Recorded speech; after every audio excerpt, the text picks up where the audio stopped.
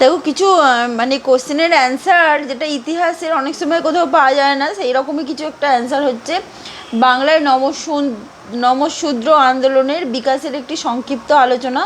এখানে আমি অ্যান্সারটা বলছি, কেউ চাইলে এরকম ফটোকপি নিয়ে নিতে পারো, স্ক্রিনশট। ঠিক আছে। 19 শতকে বাংলায় সর্বাধিক পিছিয়ে পড়া নিম্নবর্গের হিন্দু তথা নমশূদ্র বা চণ্ডালরা নিজেদের সামাজিক ও অর্থনৈতিক অধিকার আদায়ের জন্য আন্দোলন গড়ে তোলে। পূর্ব বাংলার খুলনা, ফরিদপুর, বরিশাল, যশোর প্রভৃতি অঞ্চলে এই আন্দোলন ব্যাপক আকার ধারণ করে। নেতৃত্ব কারা কারা নেতৃত্ব দিয়েছিল তাদের কথা এখানে বলা হয়েছে। শ্রী হরিচাঁদ ঠাকুর, শ্রী গুরুচাঁদ ঠাকুর, রাজেন্দ্রলাল মণ্ডল, মুকুন্দ বিহারী মল্লিক, বিরাটচন্দ্র মণ্ডল, যোগেন্দ্রনাথ মণ্ডল, প্রমোদ রঞ্জন ঠাকুর প্রমুখ। এবার দেখো কার কি ভূমিকা ছিল। শ্রী হরিচাঁদ ঠাকুরের কি ভূমিকা ছিল, তিনি মতুয়া নামে একটি সংগঠন গড়ে তোলেন এবং এর মধ্যে আত্মশক্তি ও আত্মমর্যাদা বোধের বিকাশে প্রথম উদ্যোগ নেওয়া হয়। তার পুত্র শ্রী গুরুচাঁদ ঠাকুরের সময় নমশূদ্রদের মধ্যে শিক্ষার প্রসার ঘটে। তিনি 1907 খ্রিস্টাব্দে বাংলা অসম সরকারের কাছে নমশূদ্রদের চাকরি নিয়োগের দাবি পেশ করেন। নমশূদ্র ওয়েলফেয়ার অ্যাসোসিয়েশন নিখিলবঙ্গ নমশূদ্র সম্মেলনের মাধ্যমে, ঠিক আছে, দাবি দাবা পেশ করা হয়। তার দাবির ভিত্তিতে ব্রিটিশ সরকার 1911 খ্রিস্টাব্দে, দেখো দেয়া আছে 1911 খ্রিস্টাব্দে আদমশুমারি রিপোর্টে চণ্ডাল নাম পরিবর্তন করে এই নামটাকে নমশূদ্র নাম বলেন।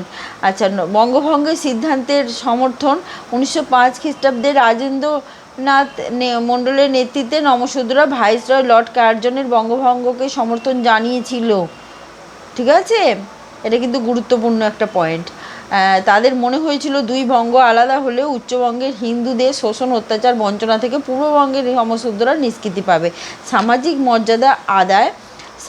মর্যাদা আদায় ও আর্থিক শোষণের থেকে মুক্তির জন্য নমশূদ্ররা জমিদার ইংরেজ সরকার মুসলমানদের বিরুদ্ধে 1909, দেখো সালগুলো 1909, 1911, 25 এবং 38 আন্দোলন গড়ে তোলে। রাজনৈতিক প্রতিনিধিত্বের দাবি, দলিত শ্রেণীর রাজনৈতিক প্রতিনিধিত্বের দাবিতে 1919 সালে মন্টেগু চেমসফোর্ড যে সংস্কার আইনের দ্বারা বঙ্গীয় প্রাদেশিক আইনসভার একজন নমশূদ্র প্রতিনিধি পাঠানোর সুযোগ লাভ করে। ঠিক আছে,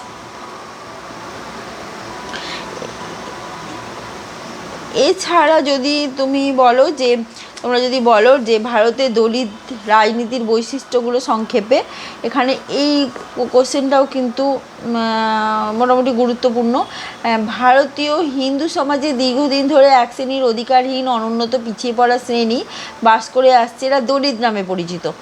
ঠিক আছে, এবং অনুন্নত শ্রেণী তাদের অধিকার আদায়ের জন্য আন্দোলন শুরু করে। স্বাধীন ভারত সরকার দলিত স্বার্থে আইন প্রণয়ন করলেও এরা বঞ্চনার শিকার হয়। এই দলিতদের রাজনীতির কয়েকটি বৈশিষ্ট্য আছে।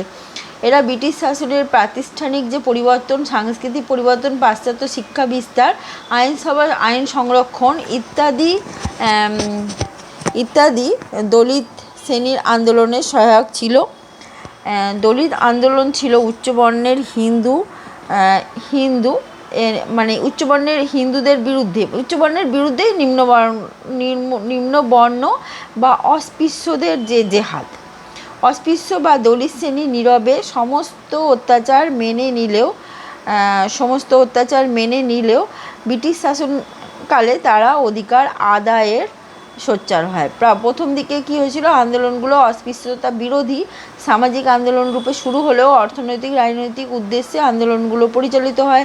ভারতের বিভিন্ন প্রান্তে দলিত শ্রেণী আন্দোলনগুলো ভিন্ন ভিন্ন নামে পরিচিত ছিল।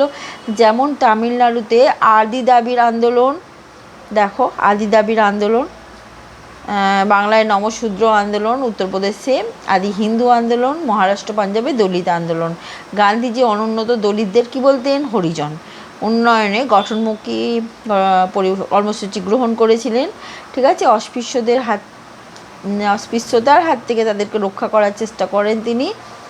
দলিতদের আন্দোলনে অপর গুরুত্বপূর্ণ যে বৈশিষ্ট্য, দেখো গুরুত্বপূর্ণ বৈশিষ্ট্য ছিল হিন্দু ধর্ম থেকে নিজেদের আলাদা করতে তারা চেয়েছিল এবং দেশের বিভিন্ন দলিত গোষ্ঠীদের ঐক্যবদ্ধ করতে চেয়েছিল।